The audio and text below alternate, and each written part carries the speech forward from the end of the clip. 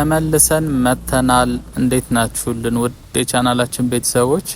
ዛሬ በጣም የሚገርም ቪዲዮ ነው ይዤላችሁ የመጣሁት። እንደምትመለከቱት ሁለተኛው የከተማችን ግድብ ሞልቶ እየፈሰሰ ነው የሚገኘው። ይሄ የሚገኘው የአፍንጮ በር ሪቨር ሳይድ ጋር የተሰራው የሪቨር ሳይድ ዳም ነው። እንግዲህ እንደምትመለከቱት ነው የክረምቱ ወንዝ ሞልቶት በላይ እንዲፈስ አድርጎታል። ሙሉ ለሙሉ ተጠናቋል ማለት ነው።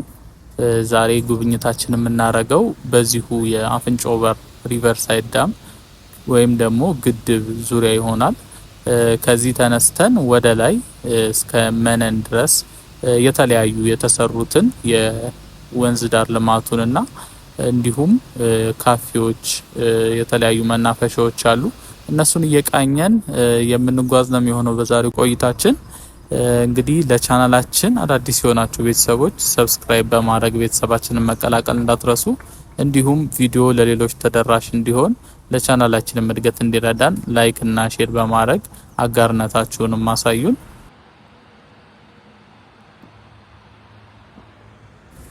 እንደተመለከታችሁት መነሻችንን ያደረግነው ከአፍንጮ በር ጋር ነው። አፍንጮ በር ከግድቡ ጀምረን ወይም ደግሞ መስጊዱ ካለበት መብራት ጋር ጀምረን እያየን ወደ ላይ የምንሄድ ይሆናል። ይሄ ለፊታችን የምንመለከተው የግድቡ ውሃ የያዘው ሐይቅ ነው። እንግዲህ ከግድቡ በፊት ሰፋ ያለ ውሃ መያዝ የሚችል የሐይቅ ነገር ተሰርቶለታል። ይሄ የምንመለከተው ማለት ነው። ስለዚህ ከወንዙ የሚመጣው ውሃ ቀጥታ እዚህ ውስጥ እየገባ ይሄ ሲሞላ ነው ቀደም ያየነው በላይ በኩል ያለው እየፈሰሰ የሚገኘው ማለት ነው። ሰፋ ያለ ነው። አሁን ይሄ ውሃው ትንሽ ቆሸሽ ያለው ክረምት እንደመሆኑ ከላይ ጀምሮ ብዙ ነገር እያጠበ አፈሩንም እያጠበ ስለሚመጣ በዛ ምክንያት ነው እንደዚህ የአፈር ከለር የያዘው። እየቆየ ሲመጣ የወንዙም ጥራት እየጨመረ ይመጣል፣ ንጹህ ይሆናል ማለት ነው። እንደምታውቁት አዲስ አበባ ውስጥ ጀልባ ጉዞ ይጀመራል። ከሚጀመርባቸው ቦታዎች ውስጥም አንዱ ይሄ ነው የሚሆነው ማለት ነው። ይሄ እንግዲህ ሁለት አገልግሎት ነው ያለው ይሄ ሐይቅ። አንድም ቆሻሻዎችን እዚሁ እንዲቀሩ ማድረግ ሲሆን፣ ሌላው ደግሞ እንደዚህ የጀልባ ጉዞ ትሪፕም ስለሚጀመር በዚህ ላይ ለመዝናናት እንዲሆን ተደርጎ የተሰራ ሰፋ ያለ የውሃ መያዣ አካል ነው ማለት ነው። እንግዲህ ከዚህ ከወንዙ ከፍ ብሎ የተለያዩ የሪቨር ሳይድ ፕሮጀክቶች ተሰርተዋል። መነሻውን የሚያደርገው እንደምታውቁት ከእንጦጦ ነው። ከእንጦጦ ተነስቶ እያቆራረጠ እንግዲህ ወደዚህ ወደ አፍንጮ በር ግድብ ድረስ ይመጣል ማለት ነው። በነገራችን ላይ ከዚህ አልፎ ራስ መኮንን ድልድይ ጋርም እንዲሁ ሌላ ግድብ ተሰርቶ ተጠናቋል።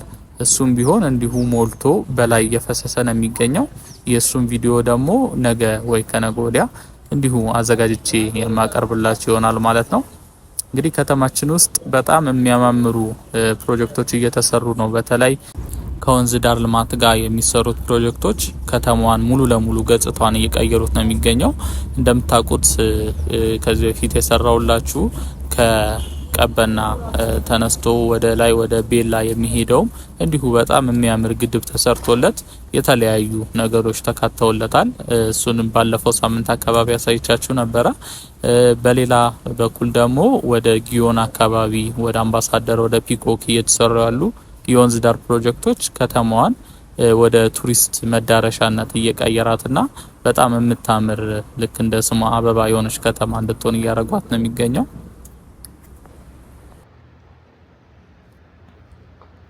እነዚህ መቀመጫዎች በጣም ነው የሚያምሩት። ከኋላ ያሉት ስዕሎች እንግዲህ የመጽሐፍት ሸልፍ ነው የሚመስሉት፣ መደርደሪያ ማለት ነው። እንግዲህ ብዙ አንባቢዎችን ለማፍራት እንደ ኢንስፓይሬሽን የተጠቀሙት ነው የሚመስለኝ። ከላይ የምንመለከታት ደግሞ እንደ ካፍቴሪያ ነገር ነች። ብዙ ቦታ ላይ በተለያየ ሪቨርሳይድ ፕሮጀክቶች ለየት ያሉ የካፍቴሪያ ዲዛይኖች አሉ። እንግዲህ እቺኛዋ አንዷ ለየት ያለች ነች። ከሁሉም ለየት የምትለዋ ደግሞ ወደ ላይ ስንሄድ እንመለከታታለን።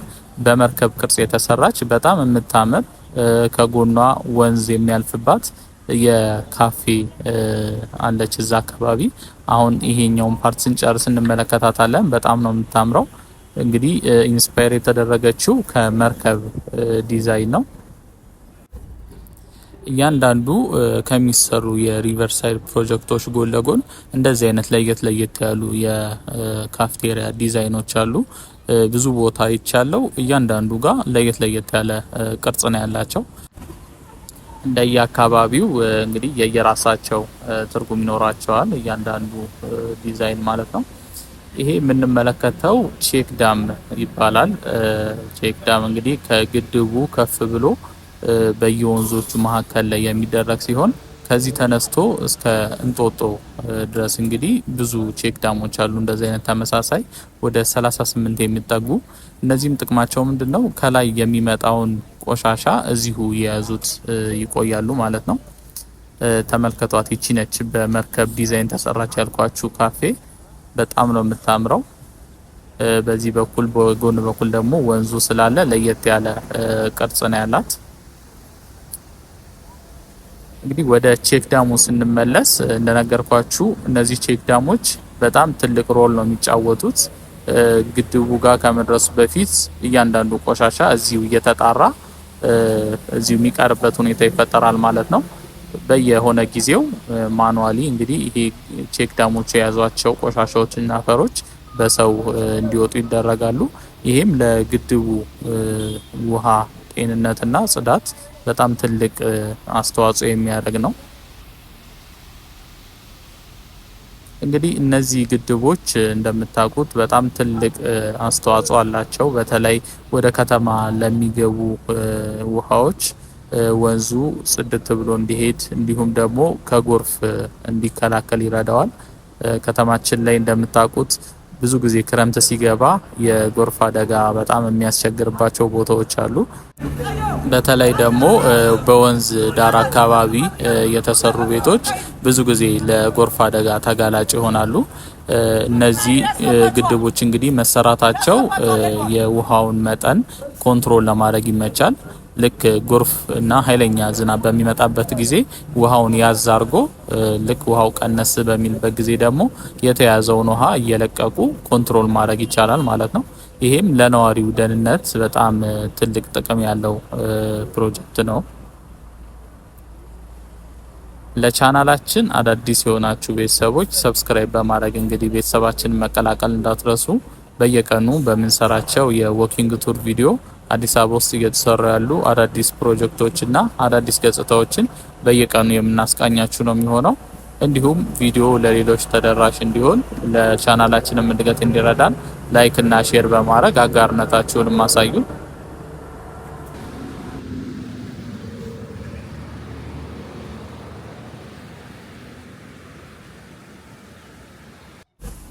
ጉብኝታችንን እንቀጥላለን። እስካሁን የተመለከትነው የግድቡንና የካፌውን ፓርት ነው እና ጎን ለጎንም የሪቨርሳይድ መንገዱን ተከትለን የተለያዩ ነገሮችን እያየን ይደናል። አሁን ደግሞ በሪቨርሳይድ ፓርኩን እየተመለከትን፣ እንደምታውቁት በሪቨርሳይድ ፕሮጀክቱ ውስጥ አንደኛው ዋናው አካል የሚሆነው የሪቨርሳይድ ፓርክ ነው። እንግዲህ አሁን የሪቨርሳይድ ፓርኩን እየተመለከትን እንሄዳለን። እንግዲህ በፓርክ ውስጥ በጣም ብዙ ነገሮች ተካተዋል።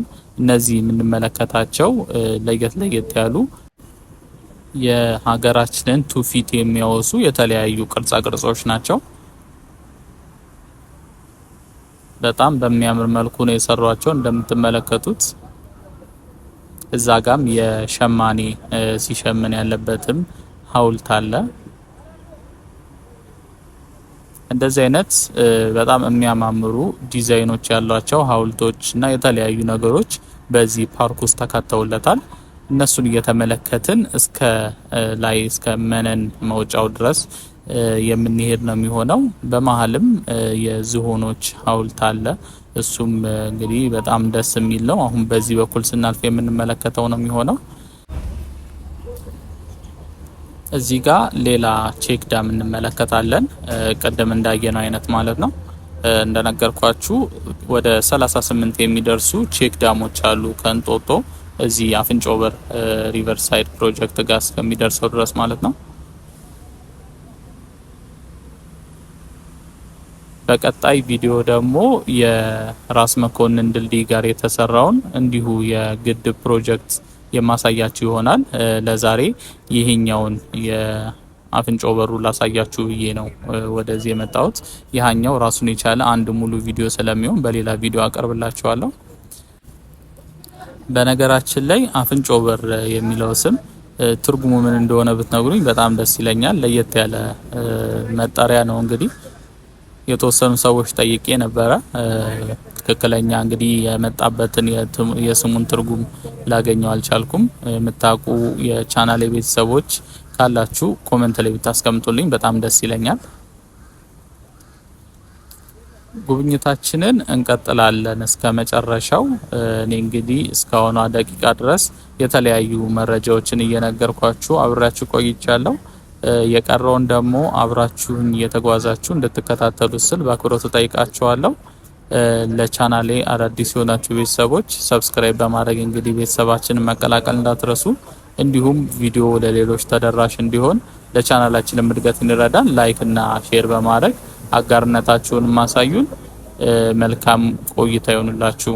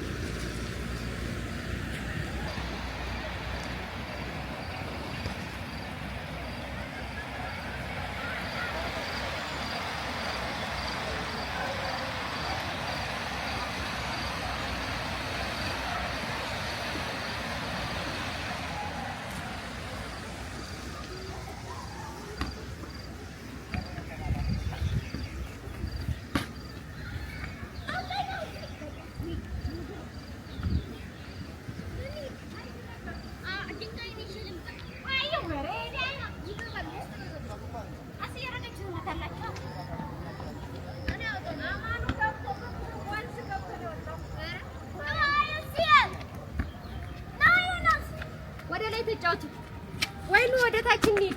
እሺ ወደ ታች ምን አለ? ኧረ ወደ ላይ ወደ ታች እንጫወታለን።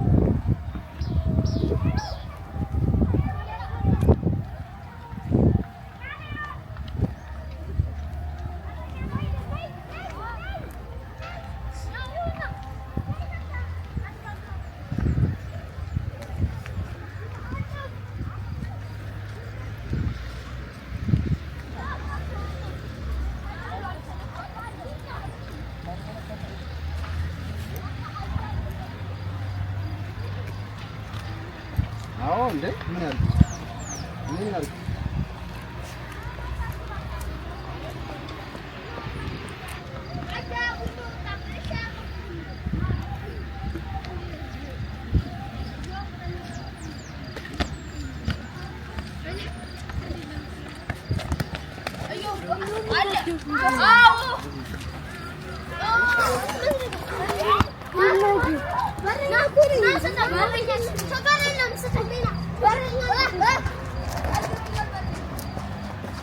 Ano ba?